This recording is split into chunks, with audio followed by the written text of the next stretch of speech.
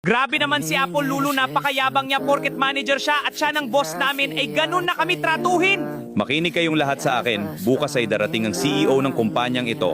Kaya ayusin nyo ang trabaho at kilos nyo. Kailangan maging malinis ako sa paningin ng CEO para ma-promote ako. Sino kaya ang CEO? Hindi na ako makapag-antay ma-promote. Sir Apple Lulu, eto na po ang inyong kape. Aray ko!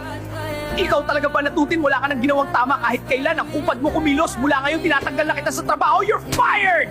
Grabe ka talaga, Apple Lulu. Paano na ako nito? Wala na akong trabaho. Grabe ang kasamaan ni Apple Lulu. Hindi ko naman sinasadya nangyari. Pero anong ginawa niya? Tinanggal niya ko sa trabaho.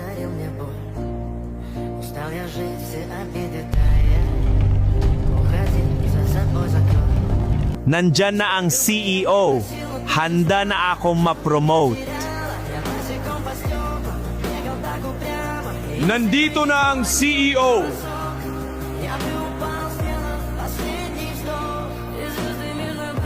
Kung gusto mong malaman kung sino ang CEO, i-follow mo ko at I like and share ang video na ito.